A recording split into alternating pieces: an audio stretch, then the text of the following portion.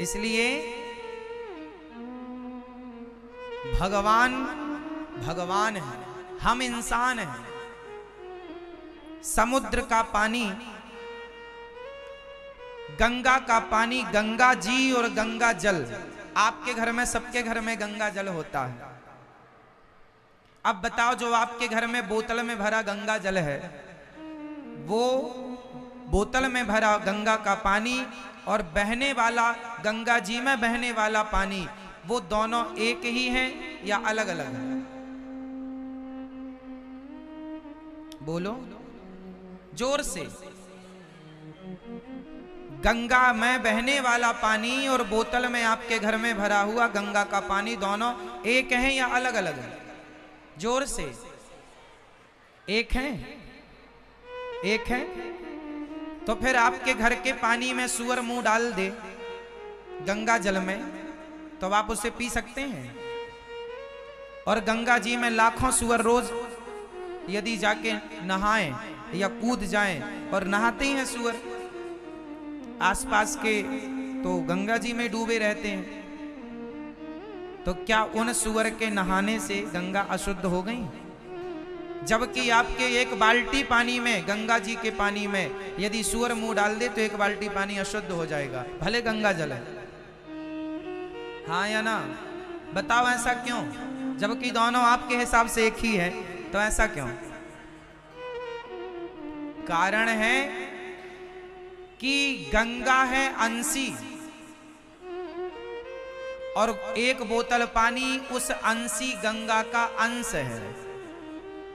समझ रहे हैं? गंगा बहता हुआ पानी हो गई अंशी, और उस अंशी का अंश हो गया एक बोतल पानी, एक बाल्टी पानी इत्यादि, है ना? तो जो आपके घर में बोतल में भरा पानी है, भले गंगा का है, पर वो गंगा जल है, गंगा नहीं है। वो गंगा जल है, गंगा नहीं है। गंगा तो वही है जो बह रही है, उस बहती हुई गंगा का अंश है वो बहती हुई गंगा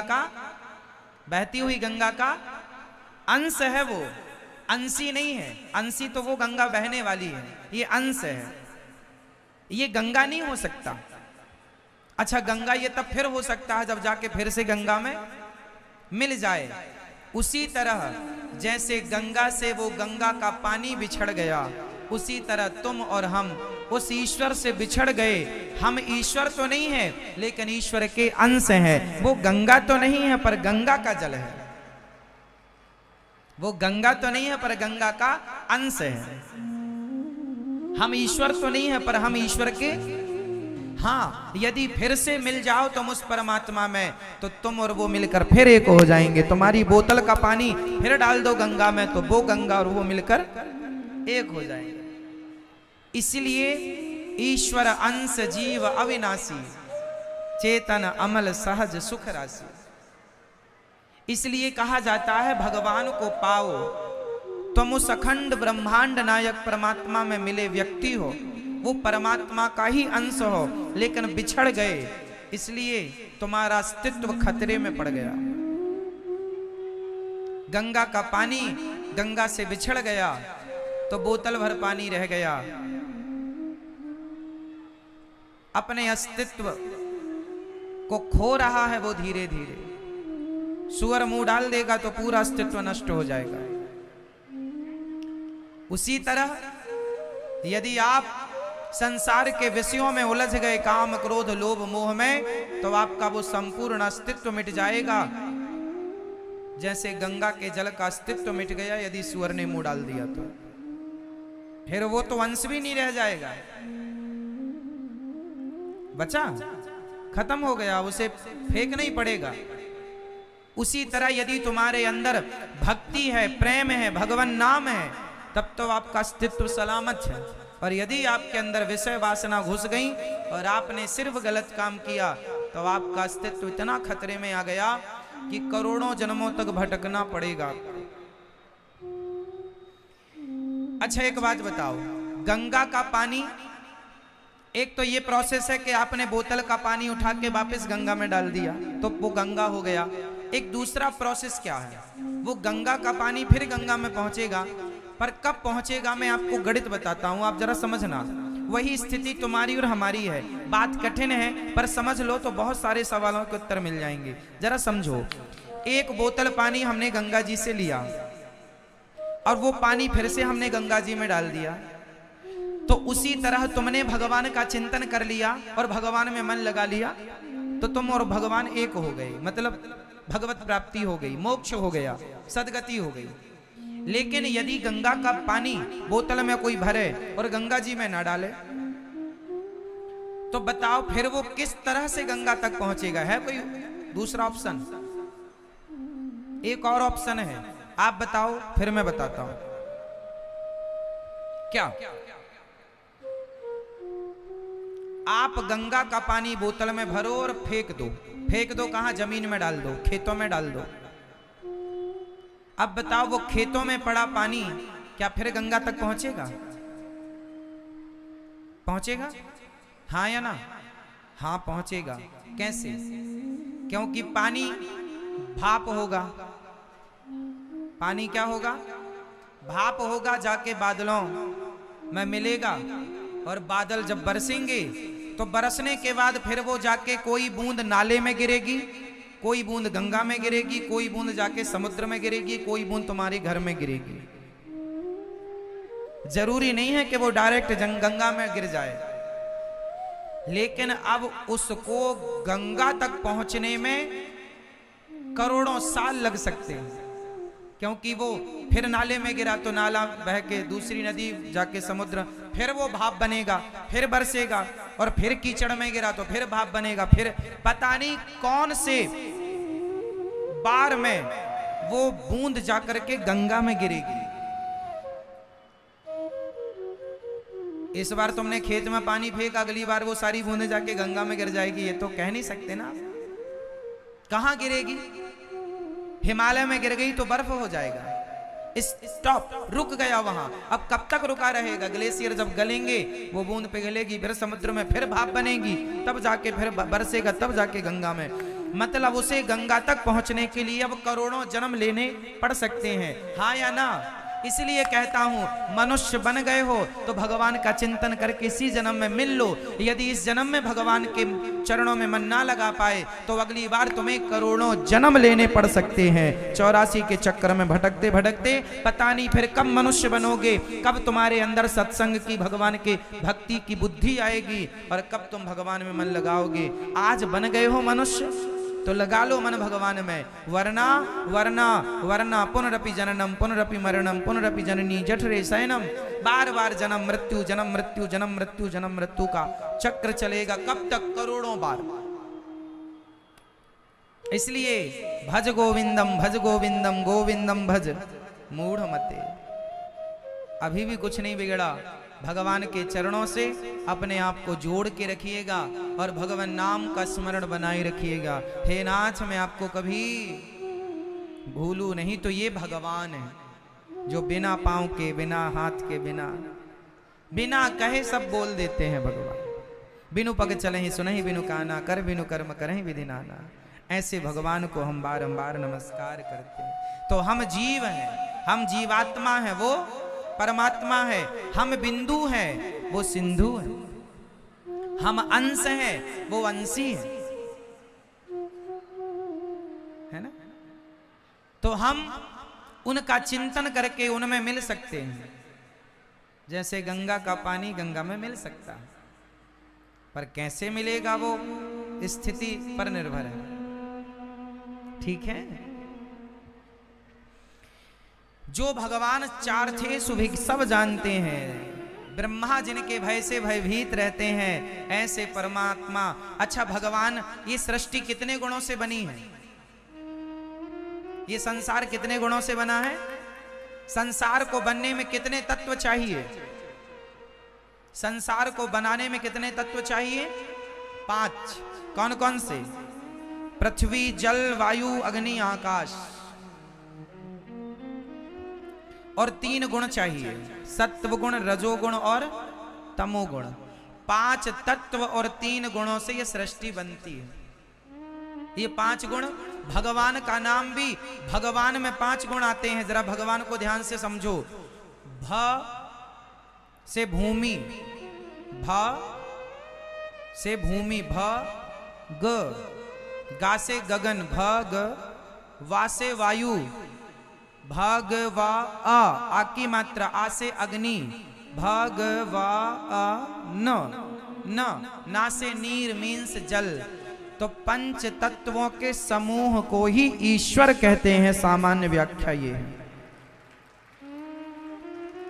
पृथ्वी, जल, वायु, अग्नि, आकाश को ही ईश्वर कहते हैं। इसलिए हमारे यहाँ प्रकृति की पूजा है।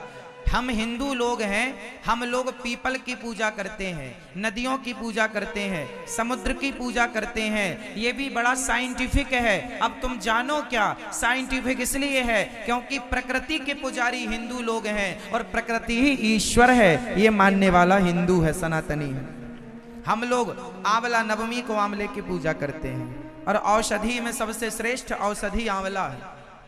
हम लोग कितने साइंटिफिक रहे हैं शुरू से। दुनिया आज जान पाई कि आंवला सबसे ज्यादा पौष्टिक है, सबसे ज्यादा हेल्दी है। हाँ या ना? आंवला, इसलिए आंवले का मुरब्बा, आंवले का अचार, आंवले का कैंडी इत्यादि थोड़ा बहुत बच्चों को जरूर खवाओ, रोज खाओ। आंवला खाने वाला व्यक्ति जल्दी बीमार नहीं पड़ता। कच्चा खाओ, सुखाया हुआ खाओ बस। हमारे यहाँ आंवला नवमी की पूजा होती है, माताएं करती हैं। मतलब हमारी माताएं जो, जिन्हें आप अंगूठा छाप दादी और नानी कहते हैं, वो भी इतनी बड़ी साइंटिस्ट थी कि वो भी आंवला नवमी की पूजा करती और इसी बहाने आंवला खाती, क्योंकि वो जान चुकी थी कि आंवला में गुण कितने सारे हैं। इसलिए हम लोग प्रकृति के पुजारी रहे हैं। हम लोग पीपल की पूजा, हमारी दादी नानी दादा तो तुम्हारी जो हमारी परंपराएं हैं हाथ जोड़ने वाली, वो दुनिया समझ रही है ना। हाथ मिलाने वाली परंपरा हमारी नहीं है। हमारे यहाँ किसी को छुआ नहीं जाता, हमारे यहाँ स्त्रियों से हाथ नहीं मिलाया जाता, हमारे यहाँ स्त्रियों को देवी मानकर प्रणाम किया जाता है। हाँ, हमारे यहाँ पहले से नारियों का इतना आदर रहा है कि किसी नारी को आप छू नहीं सकते और हाथ मिलाने में छूना पड़ता था, पर हमारे यहाँ छूने की इजाजत नहीं है।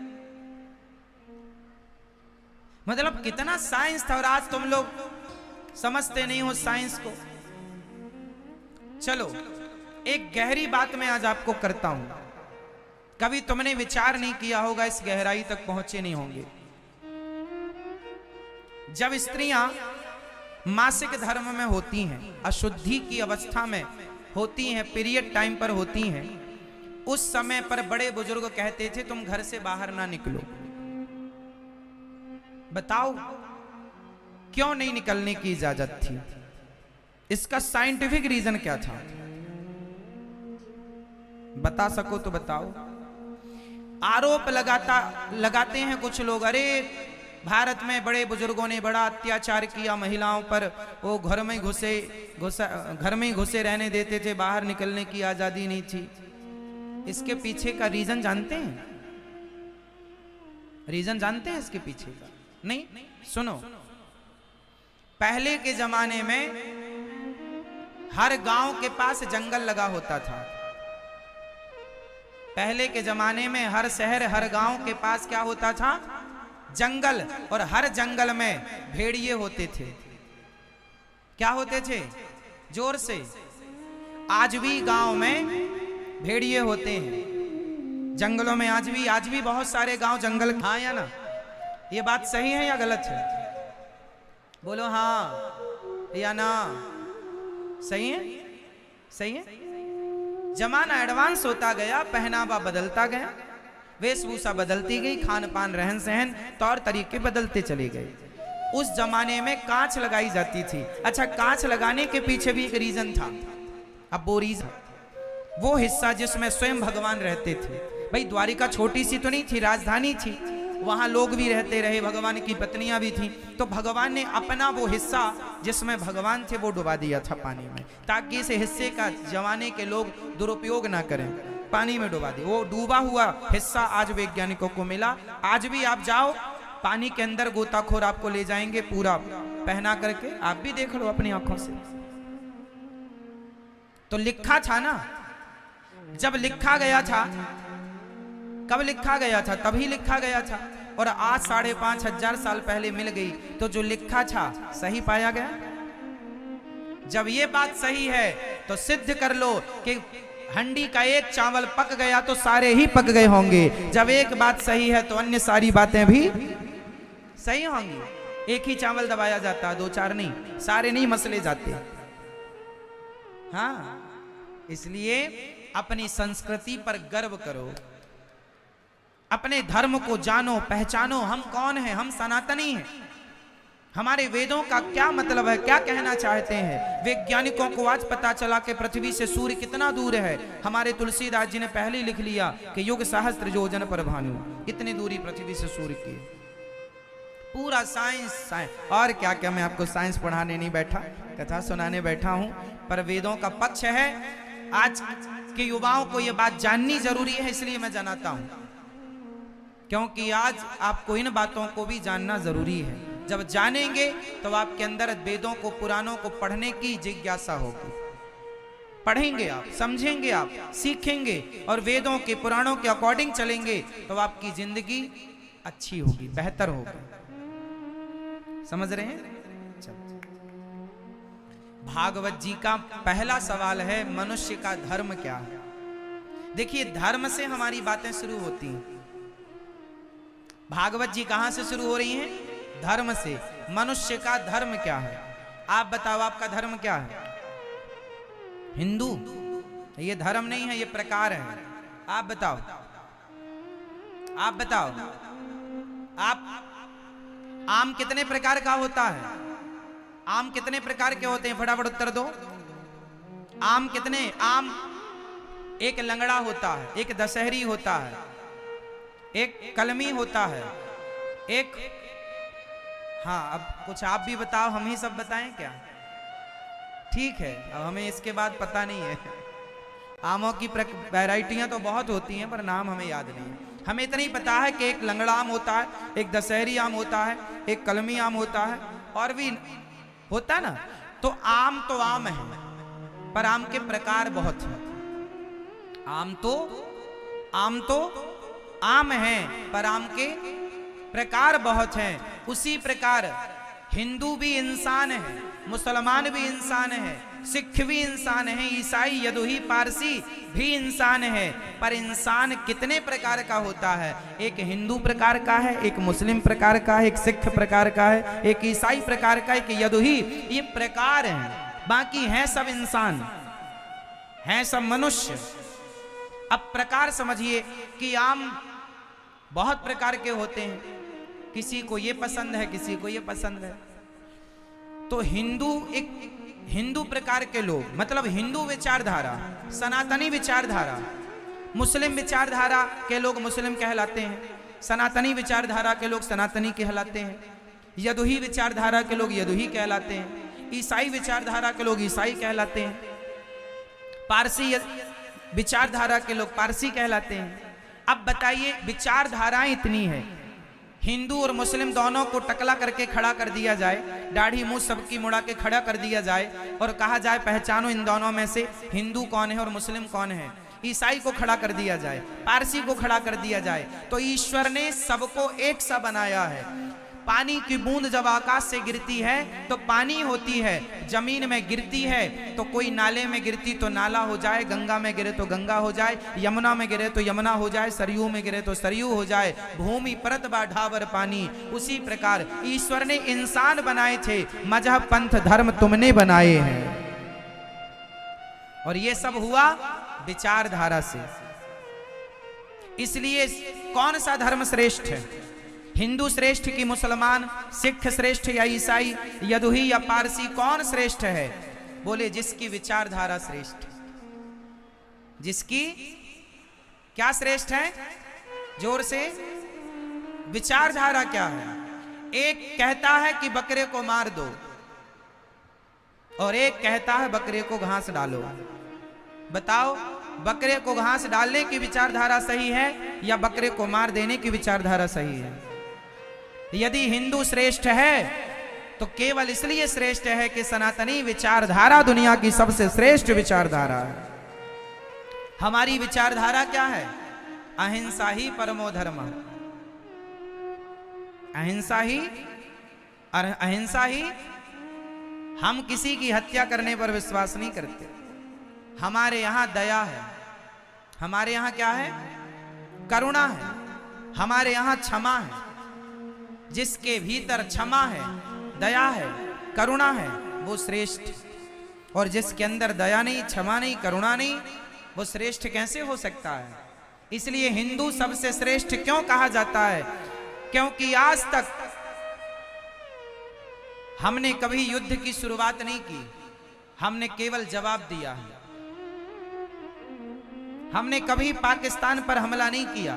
पाकिस्तान ने कई बार हम पर अटैक करने की कोशिश की। वो घुसता है, हम कभी नहीं घुसते, क्योंकि हमारी विचारधारा ये कहती है कि हमें किसी की हत्या, हमें किसी को मारना नहीं। किसी को मारने से, किसी को सताने से हम सुखी नहीं हो सकते। हमारी विचारधारा कहती है कि हम भी खुश रहें और आप भी खुश रहो। हमारी विचारधारा कहती है सर्वे भवन्तु सुखिनः। सर्वे भवन्तु, सब सुखी रहें, सब निरोगी रहें। सर्वे सन्तु निरामया, सब सुखी रहें, निरोगी रहें। वसुधैव कुटुम्बकम, हमारा पूरा विश्व ही हमारा परिवार है। ये विचारधारा हमारी। हम केवल इंसानों से प्रेम करते हैं नहीं, हमारे बाप दादों पूरा 1 लाख साल पुराना इतिहास उठाओ। हम लोग गाय को काटते नहीं, हम लोग गाय को मारते नहीं हैं, हम लोग गाय की पूजा करते हैं। हमारे अंदर यदि हिंसक भावना होती, कट्टरता होती, तो हमारा हिंदू भी गाय का मांस खा रहा होता। परंतु हमारे यहाँ हमारी विचारधारा हमें दया करना सिखाती है, और दया कहती है कि गाय हमारी माता है। सिर्फ गाय नहीं, हमारे यहाँ बकरी का दूध पिया जाता है। बकरी का मांस खाने की इजाजत हिंदुओं को नहीं है। अब कोई खा रहा है तो वो मनमानी है, कोई खा रहा है तो वो मनमानी है। हमारे यहाँ मुर्गा खाने की परंपरा थोड़ी है, मछली खाने की। हमारे यहाँ मछली भगवान कहा जाता है। भगवान ने एक अवतार लिया, मत्स्य अवतार है। मछली भगवान का अवतार है। बोलो हाँ। मछली किसका अवतार है? भगवान के 24 अवतारों में एक अवतार मछली है। खाने को दाल चावल सब्जी रोटी ना हो तो आप मछली खाओ, पर जब खाने को आपके पास 56 भोग हैं तो फिर मछली की क्या जरूरत है? किसी की हत्या करने वाला, किसी की जान लेने वाला श्रेष्ठ कैसे होगा? बताओ, मछली खाने वाला श्रेष्ठ है या मछली को दाना डालने वाला श्रेष्ठ है? जोर से। तो श्रेष्ठ वही है हिंदू विचारधारा। हिंदू विचारधारा, सनातनी विचारधारा कहती है कि आप किसी की हत्या ना करें। आप यदि श्रेष्ठ हैं तो सिर्फ अपने पूर्वजों की, अपने धर्म की विचारधाराओं से श्रेष्ठ। और आपके पास यदि श्रेष्ठ विचार नहीं है तो आप हिंदू होकर भी श्रेष्ठ कैसे हैं? आप ब्राह्मण हैं और ब्राह्मण होकर भी आप यदि मांस खाते हैं, शराब पीते हैं, तो बताओ आप पूज्य हैं? समाज में आपका सम्मान होगा? नहीं। विचारधारा श्रेष्ठ होनी चाहिए। सदाचार जरूरी है। आचार विचार व्यवहार अच्छे हों, इन बातों का ख्याल हम सबको रखना चाहिए, है ना? आप लोग मछली खाते हैं? आप खाती हो मैया? हाँ, 3-4 इकट्ठी खा जाती हो तो एक रोज खाती हो, आधी, फिर चौथाई हिस्सा। हाँ हाँ, इसलिए मछली मत खाना। किसी की हत्या जायज नहीं है, है? मांस नहीं, सात्विक। इसलिए हमारे जंगल से एक पक्षी पकड़ कर लाया था, कैसे पका करके खाऊंगा। वो मांसाहारी रहा होगा, बहेलिया। उसके पिंजरे से पक्षी छूटा और राजा शिवी की गोद में जाकर गिरा। राजा शिवी ने उस पक्षी को देखा, वो पक्षी राजा की गोद में मानो राजा से लिपटने लगा, मानो कहने लगा मुझे बचा लो, मानो कहने लगा बचाओ। बहेलिया ने कहा महाराज ये मेरा पक्षी है, मेरे पिंजरे से उड़ा है, वापस करो। राजा बोले नहीं। तू क्या करेगा? बोले मैं इसे मार दूंगा, अभी खाऊंगा इसे पका के। राजा बोले नहीं, ये मेरी शरण में आ गया है, अब इसके प्राणों की रक्षा करना मेरा धर्म है। बहेलिया ने कहा महाराज आप तो मेरे साथ गलत कर रहे हैं, ये पक्षी मेरा है और आप कह रहे हैं नहीं दोगे, नहीं दोगे, क्यों नहीं देंगे? राजा बोले तू इसके बदले मेरे से मांस ले ले। अच्छा किसे मार के दोगे मांस? राजा इतना धर्मात्मा था, वो किसी को नहीं मारता। एक काम करो मेरा मांस ले लो। ठीक है, एक तराजू बांधी गई, एक पलड़े पे पक्षी को रखा गया और राजा शिवी जो राजा थे एक पक्षी की जान के लिए अपनी जंघा का मांस काट के रख दिया। फिर भी पक्षी भारी, दूसरी जंघा काट दी, फिर भी पक्षी भारी, पेट का मांस काटा, फिर भी पक्षी भारी, छाती का मांस काटा, फिर भी पक्षी भारी। मायावी पक्षी था, बढ़ता गया वजन। अंत में राजा ने गर्दन पकड़ी, सिर पकड़ा, तलवार गर्दन पर रखी, तलवार से अपना सिर काटने वाले थे कि मैं अपना मस्तक रख दूंगा। और जैसे ही तलवार से अपना सिर काटने चले उस पक्षी से भगवान प्रकट हो गए। वाह राजन, तुम्हारे जैसा दयावान राजा इस धरती को अब कब नसीब होगा। ऐसे राजा महाराजाओं का, ऐसी विचारधारा का ये देश रहा है जहां एक पक्षी की भी हत्या नहीं करते राजा, उसके प्राणों के लिए अपने प्राणों का बलिदान दे दिया। और आजकल का आदमी, आजकल का व्यक्ति अपने स्वाद के लिए मछली को मार डालता है। तुम्हें दिखता नहीं है वो कितनी तड़पती है बेचारी। मुर्गे को मार देते हो, देवी देवताओं के मंदिरों में ले जाकर लोग बकरे की बलि चढ़ा देते हैं, इसलिए कि महाराज ये हमारे बाप दादों की परंपरा है। अरे तुम्हारे कुछ बाप दादों ने गलत परंपराएं चालू की तो तुम उन्हें चलाते रहोगे? बंद कब करोगे? विचार तो करो, अपने दिमाग से सोचो कि किसी की हत्या करना सही कैसे हो सकता है। हत्या करनी ही है, मारना ही है, बलिदान देना ही है, तो अपने क्रोध का बलिदान दे दो, अपने लोभ का बलिदान दे दो, अपनी बुराइयों का बलिदान दो। तुम्हारे भीतर लाखों लाख बुराइयां हैं, उनका बलिदान दे दो, उनको त्याग दो। नहीं, बकरे को ही मारेंगे, ये कौन सा न्याय है भाई? ये कैसी विचारधारा है आपकी? इसलिए श्रेष्ठ बनना है तो आपका विचारों का श्रेष्ठ होना जरूरी है। स्वामी विवेकानंद जी श्रेष्ठ क्यों हो गए? क्योंकि उनके विचार सबसे श्रेष्ठ थे। भगवान श्री कृष्ण श्रेष्ठ कैसे हैं? क्योंकि उनके विचार सबसे श्रेष्ठ हैं। राम जी श्रेष्ठ क्यों हो गए?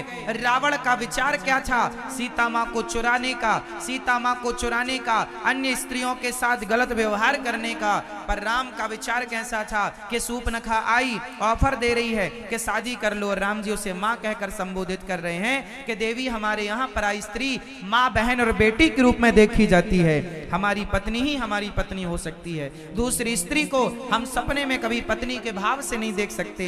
ये राम के विचार हैं, इसलिए घर घर पूजा होती है राम की नहीं, राम के विचारों की पूजा होती है।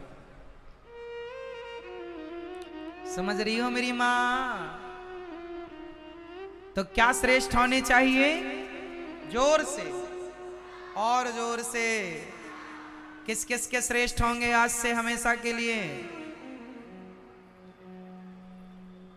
हैं और होंगे तो हाथ उठाओ। श्रेष्ठ क्या? विचार। विचार।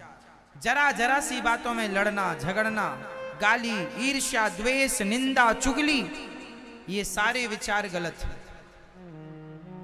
कोशिश कीजिए कि आपके भीतर के जितने भी नेगेटिव विचार हैं, नेगेटिव थॉट हैं, सारे डिलीट हो जाएं धीरे धीरे करें। पॉजिटिविटी, पॉजिटिव विचार, पॉजिटिव थॉट आपके भीतर प्रकट हो, अच्छे विचारों के साथ जीवन यापन करेंगे। अच्छे विचार हैं तो घास की झोपड़ी में भी आप खुश रह लेंगे, और विचार गंदे हैं तो आप सोने की लंका में रह लो साहब, शांति नहीं मिलेगी। विचारों का साधु संत जंगल में रहते हैं, कुछ नहीं है, गुफाओं में रहते हैं, आपसे ज्यादा सुखी हैं, प्रसन्न हैं। विचार श्रेष्ठ। तुम्हारे विचार कैसे हैं? अरे हमारे पड़ोसी का नाश हो जाए, पड़ोसन मर जाए, उसने ऐसा कर दिया हमारे साथ, उसका सत्यानाश हो जाए। ये कोई विचार है? जरा सा आपको धक्का लग गया किसी का, जरा सा आपको कुछ हो गया, आप गुस्से में आ गए, लड़ने लगे, झगड़ा करने लगे, छीना झपटी करने, ये विचार है आपके? जरा जरा सी बात में तुम्हारा गुस्सा नाक में रखा है, तुम्हें अपने पे कंट्रोल नहीं है, अपनी वाणी पे कंट्रोल नहीं है। कितने घटिया विचार हैं तुम्हारे।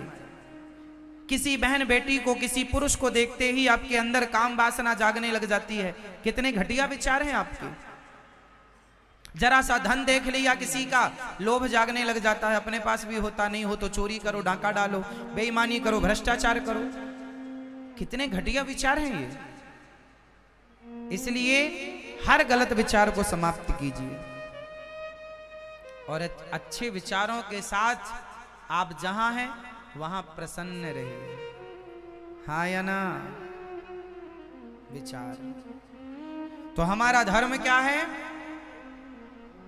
परहित सरिस धर्म नहीं भाई, परोपकाराय सताम विभूतया। परोपकार करना, परहित करना। परहित मतलब सबकी सेवा करना। इसलिए हमारे यहां सेवा को सबसे श्रेष्ठ कहा है। हिंदुओं में सबसे श्रेष्ठ क्या है? सेवा। इसलिए बेटे को कहा जाता है तू अपने माँ बाप की सेवा कर, पत्नी को कहा जाता है तुम अपने पति की सेवा करो, गुरु की सेवा करो, अतिथि की सेवा करो, गाय की सेवा करो, जीव मात्र की, कुत्ते को भी रोटी दो, पक्षी को भी दाना डालो, कौए को भी रोटी खिलाओ। पितृपक्ष आता हमारे यहाँ कौए को रोटी खवाने की परंपरा है। हमारे यहाँ सेवा को विशाल बड़ा माना गया और आजकल लोग वही नहीं करते। बस आजकल बहुएं अपने सास की सेवा नहीं करना चाहती। पांव दबाना कह दो आप, उनको लगता है क्या कह दिया आपने, पांव दबाएंगे हम बुढ़िया के।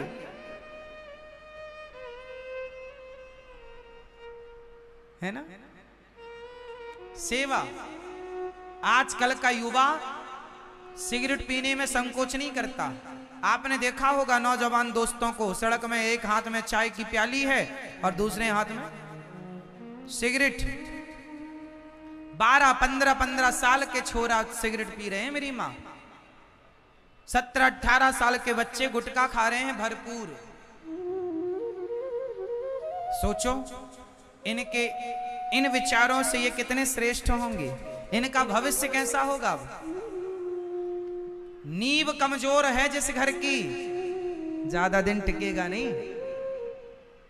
बचपन मजबूत होना चाहिए, जवानी मजबूत होनी चाहिए, और बचपन जवानी के लिए चाहिए ठीक ठीक संस्कार।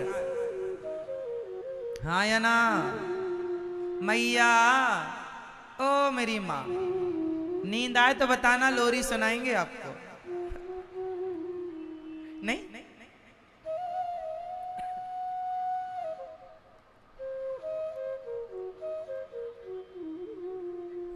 सिगरेट, बीड़ी, तंबाकू, गुटखा, इन सब चीजों से अपने बच्चों को बचाओ। इसलिए बच्चों को कथा सुनवाया करो। धर्म है सेवा, सेवा से जोड़ा करो। चलो सेवा। कभी वृंदावन लाओ अपने बच्चों को, वृद्ध माओं का दर्शन कराओ, उनके अंदर भी सेवा का भाव जागेगा। यहाँ माताओं का दर्शन कराओ, यहाँ पर अन्न क्षेत्र का दर्शन कराओ, उन्हें भी किसी को खिलाने की, रोटी खिलाने की सेवा का भाव जागेगा कि हम भी करें। कई बार देख कर भी जागता है भाव, तो देख कर जगाओ। अच्छे भाव तो कैसे जागे, बस जागे। भगवान सगुण है या निर्गुण है, ये सवाल है। बताइए भगवान साकार हैं कि निराकार हैं? मैया ओ पंचायती मैया, भगवान साकार हैं कि निराकार हैं? क्या? साकार भी और निराकार भी। कैसे? जिसका कोई रूप है वो साकार, जिसका कोई रूप नहीं है वो निराकार। तो भगवान का कोई रूप है? भगवान बिना रूप के भी हैं, जिसे ब्रह्म कहते हैं। और वही ब्रह्म जो निर्गुण निराकार है, वही निर्गुण निराकार ब्रह्म जब द्रौपदी की साड़ी बचाने दौड़ता है तो सगुण साकार रूप में प्रकट होकर कृष्ण कन्हैया प्रकट होकर और द्रौपदी की साड़ी बचाते हैं, लाज बचाते हैं। तो भगवान निराकार भी हैं। और तो जो जाकी रही भावना जैसी, प्रभु मूरत देखी तिन तैसी। जो जिस भाव से पुकारे भगवान, उस भाव में उसे मिल जाते हैं। अच्छा, भगवान के अवतार कितने हैं मेरी माँ? बताओ बेटा, कितने अवतार हैं भगवान के? कितने अवतार हैं? 24। आप बताओ। 9। कौन कौन से 9? नहीं, तुक्का। 24। कौन कौन से 24? मैया कितने अवतार हैं भगवान के? मैया हाथ जोड़ रही है। ना पूछो महाराज, ना ही पूछो। मेरी माँ, आपको तो पते होना चाहिए। सोचो किसी माँ के 24 बच्चे हों तो पूरे 24 बच्चों के नाम याद होंगे कि नहीं? पहले तो हुआ करते थे, पहले तो बहुत बच्चे होते थे, 12-15 तो यूं ही होते थे सामान्य, और सबके नाम याद है। और फिर उनके बेटा, टोटल परिवार में 25-30 लोगों का परिवार, सबके नाम याद है। और भगवान के 24 थे नाम याद नहीं है, सोचो।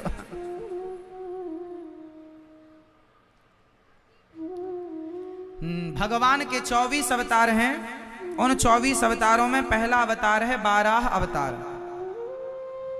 पहला अवतार है भगवान का सनकादि, सनक सनंदन सनातन सनत कुमार, सनकादि। दूसरा अवतार 12 भगवान, दूसरा अवतार 12। तीसरा भगवान का नारद जी, नारद जी, नारद जी अवतार है भगवान के 24 में एक। चौथा नर नारायण, नर नारायण। वो नर नारायण में एक अर्जुन है नर और श्री कृष्ण है नर नारायण। बाकी वो तो नर नारायण आज भी है। आप जाते हैं बद्रीनाथ जी तो वहां नर नारायण नाम के पर्वत हैं, वो नर नारायण। बद्रीनाथ जी में किसका दर्शन है? नर नारायण भगवान का ही तो है। पांचवा कपिल देव जी, छठवा दत्तात्रेय जी, फिर यज्ञ भगवान, फिर ऋषभ देव जी, पृथु भगवान, मत्स्य भगवान। फिर भगवान का एक अवतार हुआ 11वां कच्छप, 12वां धनवंतरी, 13वां मोहिनी, 14वां नरसिंह, 15वां वामन, 16वां परशुराम जी, 17वां वेद व्यास जी, 18वां भगवान श्री राम, 19वां बलराम जी, 20वां भगवान कृष्ण और 21वां बुद्धावतार, 22वां हरि अवतार, 23वां हंस अवतार और 24वां होगा कल्कि अवतार। टोटल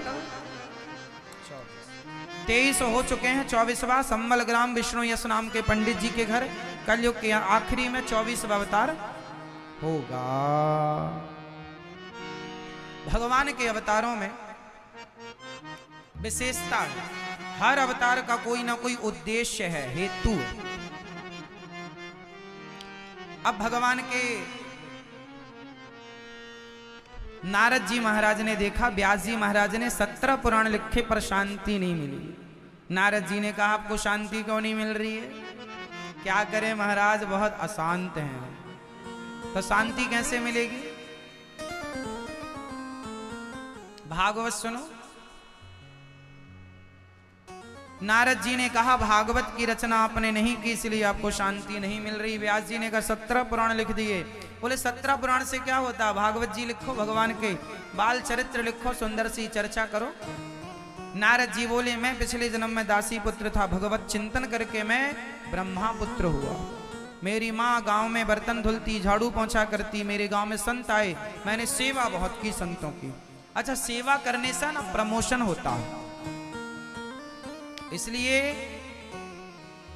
करोगे सेवा तो मिलेगी। सेवा जरूरी है, सेवा ही परमो धर्म। हमारा धर्म है सेवा।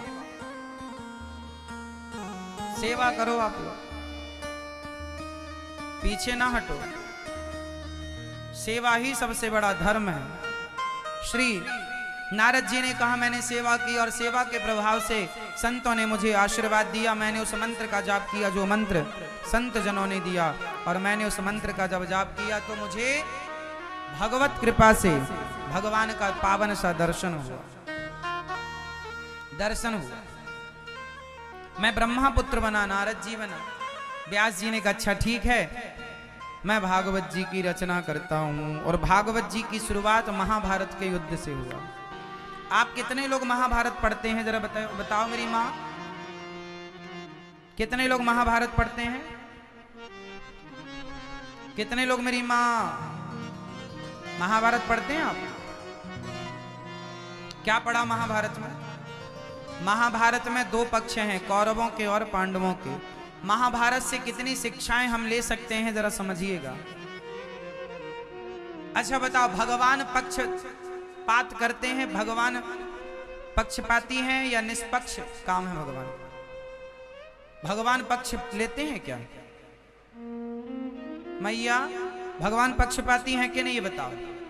हाँ या ना उत्तर दो। भगवान पक्षपाती हैं, हाँ या ना? उत्तर बोलो, हाँ या ना। आप बताओ। नहीं, निष्पक्ष है। आप बताओ मैया, भगवान पक्ष नहीं लेते? आप बताओ, भगवान पक्ष लेते हैं कि नहीं? नहीं। मैया बताएंगे पीछे वाली, भगवान पक्ष लेते हैं कि नहीं? नहीं लेते पक्ष। आप नहीं लेते? आप नहीं लेते? आप जी नहीं लेते? आप जी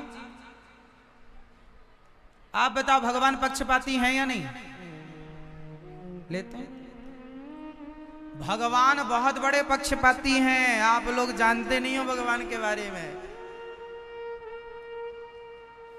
जैसे मां हमेशा अपने बच्चे का पक्ष लेती है, उसी तरह भगवान सदा अपने भक्त का पक्ष लेते हैं। बहुत बड़े पक्षपाती है। अब मैं इसको प्रमाणित करता हूं, प्रमाण देता हूं। वो प्रमाण सुनो। महाभारत के युद्ध में भगवान ने पक्ष लिया। किसका? जोर से। अर्जुन का। कहां पर लिया? जब अभिमन्यु मारे गए, अभिमन्यु की मृत्यु का समाचार अर्जुन ने सुना तो अर्जुन ने प्रतिज्ञा कर ली, कल के युद्ध में मैं जयद्रथ को मारूंगा, क्योंकि उसने मरे हुए अभिमन्यु के सिर पर पांव मारा है, लात मारी है। उसने षड्यंत्र रचा है। कल का युद्ध या तो मेरा आखिरी युद्ध होगा। अर्जुन ने कहा नहीं मार सका मैं जयद्रथ को तो मैं कल अग्नि में समाधि ले लूंगा, और यदि मार दिया तो मार ही दूंगा, नहीं तो मैं मर जाऊंगा। भगवान ने कहा जरा विचार करके लिया करो, संकल्प वगैरह। उसे कोई नहीं मार सकता। हजारों किलोमीटर जंगल में उसके पिताजी बैठे हैं, जो मारेगा वो भी मर जाएगा। तुम कैसे मारोगे?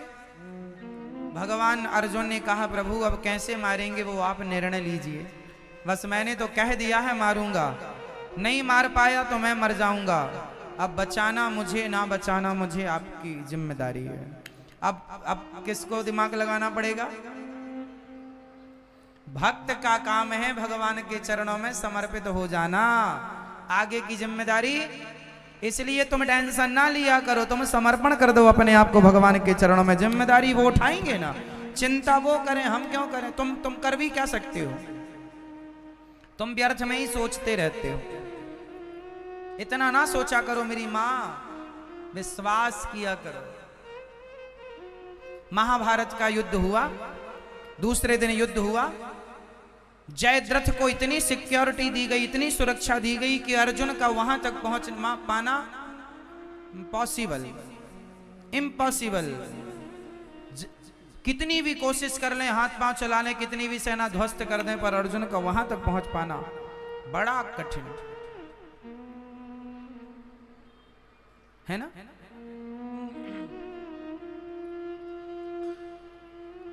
भगवान को लगा कि युद्ध करते करते आधा दिन बीत गया, आधे का भी आधा बीत गया। अब सूर्य अस्ताचल की ओर है, सूर्य अस्त होने वाले हैं। भगवान को लगा कि अर्जुन का वहां तक पहुंच पाना कठिन है, मार पाना तो दूर रहा, पहुंच पाना भी कठिन है, क्योंकि गुरु द्रोणाचार्य जैसे महापुरुषों ने सुरक्षा कवच बना रखा है जयद्रथ के लिए। बहुत दूर है अर्जुन से।